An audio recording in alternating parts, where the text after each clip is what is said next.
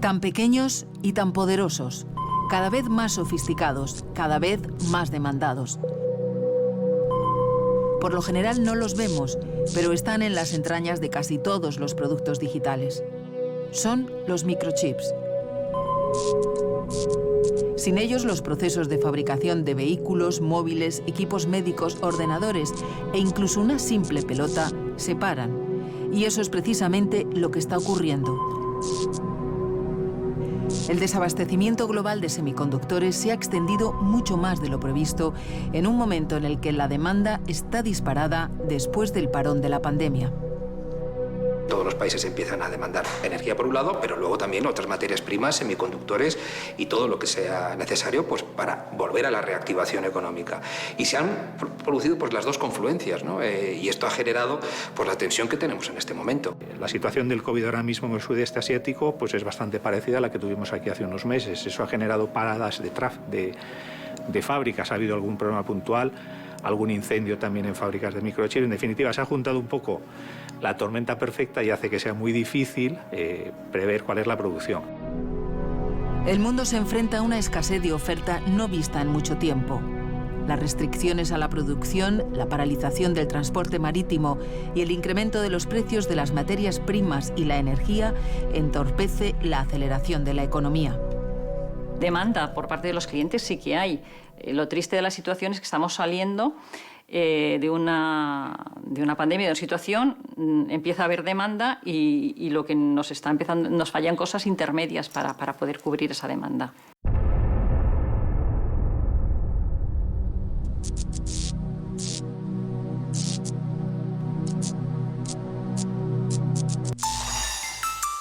El parón en la producción provocada por el coronavirus está en la base del problema.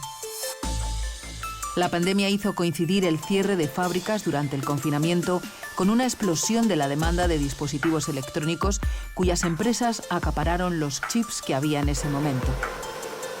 El 80% de la producción viene de Taiwán y Corea del Sur.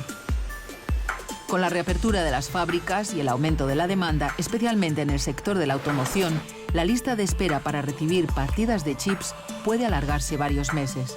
En las últimas semanas, meses, hemos visto que hay tensiones financieras en China, hay un problema probablemente también en su propia economía motivado por nuevos brotes de la pandemia, es decir, que hemos empezado a conocer, y entonces yo creo que eso es lo que está motivando que ese nivel de producción que ellos estaban reactivando, pues ahora no tengan la misma capacidad, porque ellos han tenido que practicar una serie de medidas por los problemas financieros que tienen, uno, y otra porque parece que hay una cierta reactivación de la pandemia en un país pues, que probablemente ha vacunado menos que otros. Ahora mismo en las fábricas chinas hay unos tiempos cada mes que tienen que parar, no se puede fabricar. Se van a acrecentar en enero. En enero ya están advirtiendo que estos parones mensuales para cada empresa van a ser mucho mayores porque si no, no hay suficiente energía para abastecer a toda la industria y a todos los ciudadanos del país, ¿no? Entonces, quiero decir, entre que la energía les obliga a parar y que todos los componentes están creciendo, o sea, están incrementando su precio, eso ya está produciendo un grave problema. A estos problemas se suman la subida del precio de las materias primas y el colapso del transporte marítimo. El tiempo de espera para recibir un cargamento de microchips puede superar las 20 semanas. ¿Qué ocurre? Que si no llega la mercancía con los sistemas de tan poquito stock que tenemos en la actualidad, lo que acaba ocurriendo es que nos encontramos en una situación donde las fábricas pueden llegar a parar. La parada de las fábricas, ¿qué genera? Genera un incremento de costes terribles y además genera que sus niveles de producción caen, con lo cual la demanda, que sigue incrementándose, lo que va a hacer es que los precios de esa oferta también suban. Por todos los lados estamos en una situación de una tormenta perfecta que nos está llevando a un incremento de costes en todos y cada uno de los pasos de la cadena. El sector de la automoción, donde España es el segundo productor de Europa y el octavo del mundo, es uno de los más afectados por la falta de suministro de microchips, necesarios para el montaje desde los sensores de aparcamientos hasta el limpiaparabrisas de un vehículo. Hay que tener en cuenta que un automóvil puede tener hasta 5.000 microchips cada uno de los vehículos. Entonces, lo que está generando es una caída de la producción generalizada, no solo en España, sino también en Europa, respecto a los niveles de lo que era un año normal, como puede ser el año 2019. Por ejemplo, en el caso español, la caída de la producción este año está en torno al 25% respecto a un año normal. ¿Y esto qué ha supuesto? Pues no supone cierre de plantas, pero sí puntualmente o temporalmente se están ajustando, se están aplicando medidas de ajuste temporal, como son los ERTEs, pues para reducir turnos o reducir capacidad de producción en turnos, precisamente porque no hay input. Hay vehículos que no se pueden acabar de fabricar. Prácticamente todos los fabricantes han anunciado paros y negocian con sus sindicatos medidas de flexibilidad y reajuste para evitar nuevas paradas de producción. Paradas que tienen un efecto dominó sobre la cadena de proveedores ligadas a la automoción. Por cada coche que no se fabrica, hay 4 neumáticos que hay que dejar de fabricar, los fabrique quien los fabrique.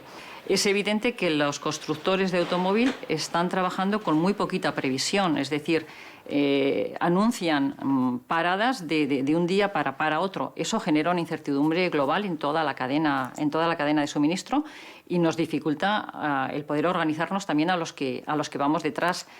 Y ya hemos visto estos días que ha habido algún presidente de comunidad que sí que anuncia un pequeño freno a las previsiones de crecimiento de este año. Michelin España da trabajo a 8.000 personas, 1.800 en esta planta de Valladolid, que destaca por su grado de automatización y digitalización. Aquí se fabrican desde neumáticos agrícolas, de turismo, camión o autobús, 7 días a la semana, 24 horas consecutivas. Hasta ahora habíamos tenido muy poquita influencia porque nos compensaba el mercado de reemplazo. En estos momentos ya empezamos a parar. Nuestra planta de Vitoria ya ha anunciado del orden de 6 días de parada entre octubre y noviembre.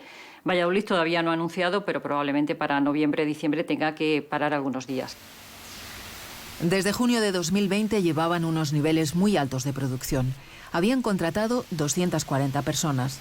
En su caso, lo que están perdiendo en el sector de los neumáticos de turismos lo están paliando con productos para moto o de repuestos. Creen que sus resultados no se van a frenar, pero dicen que están perdiendo oportunidades y competitividad por el precio de la energía. Las dificultades logísticas, además, acrecientan la incertidumbre. Lo que también se ha caído, se ha roto un poco, es todos los flujos logísticos marítimos intercontinentales. Entonces ahora tenemos dificultad, todo está bajo mucha tensión, tenemos dificultades para encontrar barcos, para encontrar contenedores o para que algunos barcos paren en algunos puertos que están saturados. La crisis del transporte de contenedores acentúa aún más el desabastecimiento de microchips. El comercio mundial se retrasa por la escasez de buques, el colapso en los puertos americanos o los cierres de puertos asiáticos por la variante Delta del coronavirus. En mayo-junio de este año hubo una paralización y un cierre del puerto de Yantian y eso nos genera también un colapso. Y si a eso unimos circunstancias adicionales como fue la parada del barco en el canal de Suez y seguimos metiendo algún tipo de circunstancia, tenemos ya un cóctel perfecto que nos está representando unos incrementos en los precios de los fletes muy elevados. Antes de la pandemia un contenedor podía costar de China a España entre 2.000 y 3.000 dólares y ahora estamos hablando entre 14.000 y 16.000 dólares. ¿El motivo? No hay equipo. Un tránsito de España a Estados Unidos, podemos hablar de 18 o 20 días, y una operación portuaria que tendría que hacerse en 1 o 2 días para que ese barco descargara, cargara los contenedores que tiene que traerse de vuelta y empezar el viaje, tiene que estar 8 días en la bahía, ese barco ya no puede rotar, ya se rompe la rotación. Esos movimientos también hacen en muchas ocasiones que los contenedores no estén situados donde tengan que estar, es decir, no es que haya falta de contenedores a lo mejor, sino que los contenedores no están en las posiciones que tienen que estar para poder estar cargados. También es cierto que hubo un cierto incremento en el precio del acero que llevó a que no se construyesen el número de contenedores a lo mejor que hubiese sido necesario. Antes del COVID, las empresas navieras solían tener salidas semanales. Ahora lo hacen de manera quincenal. Empresas transitarias como Operinter del Grupo Alonso, con oficinas por todo el mundo y acuerdos de espacio con las principales navieras, ya solo reservan contenedores con un mes de adelanto. Cada vez cuesta más mantener algunos tipos de carga de menor precio y mucho volumen por su falta de rentabilidad. El problema también que viene, dada la carencia de los viajes que hacen las navieras, es que te llevas sorpresas de que a lo mejor un barco pues empieza, por ejemplo, en el norte de China, Qingdao, Shanghai, va bajando, y llega un momento que el armador, es decir, la compañía naviera, porque no puede, decide omitir a ese puerto, porque claro, si va a estar ahí 5 o 6 días, ve que no va a llegar y se lo omite. ¿Qué pasa? Que ese puerto pues se llena de mercancía, y ten en cuenta que en China están al menos entre 6 y 8 de los puertos más importantes del mundo. En las últimas semanas, las empresas exportadoras se han visto obligadas a pujar por los fletes. El que paga más se queda con el contenedor. La falta de existencias y los retrasos complican las campañas de Black Friday y Navidad, que se avecinan especialmente en el sector juguetero y tecnológico.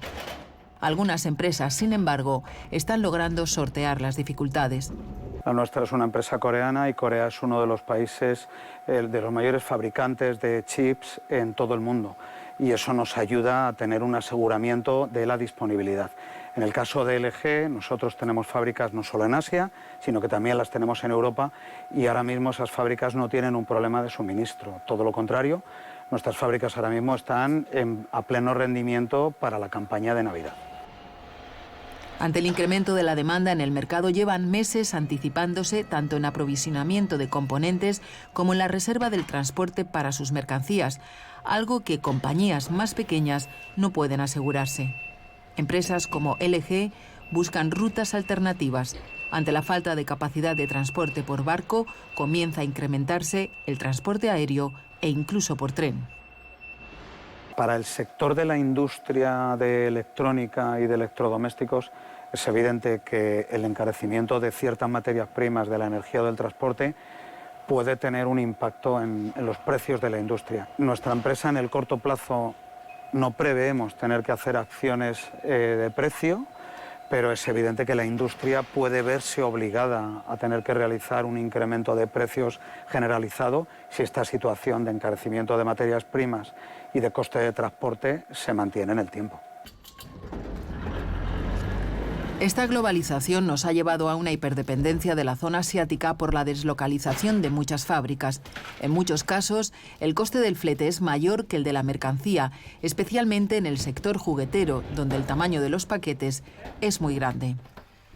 Estamos exportando un 20% más que el año pasado, y el mercado interior se está comportando con un 4% superior al año pasado. O sea, estamos notando cierta mejoría en esa demanda. ¿Qué nos puede pasar este año? Pues bueno, tenemos unos sobrecostes en la producción de los juguetes, unos incrementos en los costes variables, que al final son los costes, lo que nos cuesta fabricar un juguete, que oscilan, dependiendo de la empresa, entre un 20 y un 40%. Teniendo muchísima más demanda, como es el caso, sobre todo exterior, pero nacional también, con esos incrementos de coste se pone en peligro ya no solo la venta, sino la viabilidad de muchas empresas, porque si vendemos más y vendemos a pérdidas, estamos haciendo un mal negocio. La decisión de Injusa, la empresa familiar de juguetes fundada en 1947, de implantar el 100% del proceso productivo en España, les está permitiendo sortear tanto la escasez de componentes como los problemas de transporte. Aún así, cada vez les está resultando más difícil poder ensamblar sus juguetes. El hecho de iniciar en enero para una campaña que se realizará 9 meses después implica que tienes que tener muchos de estos componentes con tiempo de antelación. Esto ha provocado que la catástrofe de falta de componentes no ha sido tan elevada en muchas empresas, al menos yo puedo hablar por la nuestra, debido a esto, debido a que nuestro juguete es muy grande y entonces no podemos fabricar y enviar en el último periodo del año todo. Tenemos que anticiparnos, empezar a fabricar componentes, empezar a montar para luego poder servir. Lo que sí están sufriendo, como todo el sector, es el incremento de los precios tanto del transporte como de la materia prima en sí. Ahora que entraban en un periodo de recuperación de las ventas, las perspectivas de rentabilidad apenas se van a notar. Cuando la incertidumbre se apodera del espacio, esto acaba recortando todas las inversiones que se van a hacer, ¿no? Ahora mismo hemos pasado de cierta euforia y un crecimiento en la inversión en el primer trimestre, incluso segundo trimestre del 2021, a un freno radical a nivel de inversiones, porque estamos todos a la espera de qué va a pasar. Parte de los incrementos de precio que se están produciendo tendrán que transmitirlos al mercado, lo que significa que las familias tendrán que pagar más por los mismos productos. En un mundo tan globalizado, si falla la cadena de suministro, falla todo el sector. Quizá por ello creen que habría que volver a movilizarse hacia el juguete tradicional.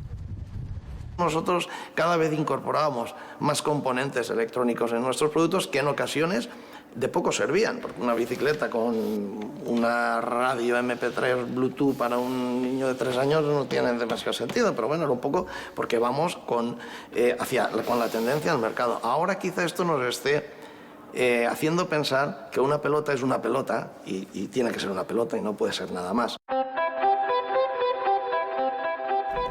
La deslocalización masiva a países asiáticos buscando una mano de obra barata y una mayor rentabilidad está pasando factura.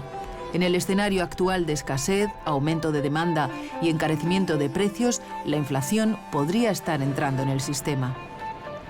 A mí me preocupa que al final no se cumplieran esas expectativas, creciéramos menos con mayor inflación. Este es un entorno no muy bueno que tuvimos ya en décadas pasadas, en los 70 y en los 80, aunque allí realmente no había crecimiento, allí hubo recesión. Pero aquí ahora necesitamos volver a la normalidad, que todos volvamos a nuestro trabajo. La Unión Europea parece que está perdiendo la guerra de los microchips, pero se está a tiempo. Alguna multinacional ya ha anunciado la apertura de una fábrica de semiconductores en Europa, aunque tímidamente comienzan a ponerse en marcha políticas para movilizar el tejido industrial y recuperar parte de la soberanía tecnológica perdida, indispensable para la transformación económica. Yo creo que los vehículos del futuro van a tener más microchips porque van a tener más servicios, van a ser vehículos mucho más conectados, con más seguridad, con más prestaciones. Es lo que queremos los consumidores, lo que permite el avance tecnológico, ¿no? Toda la industria está avanzando por ahí, llegaremos al vehículo autónomo en algún momento, lo cual no significa que necesariamente debamos tener una dependencia de los microchips, como nos ha pasado ahora.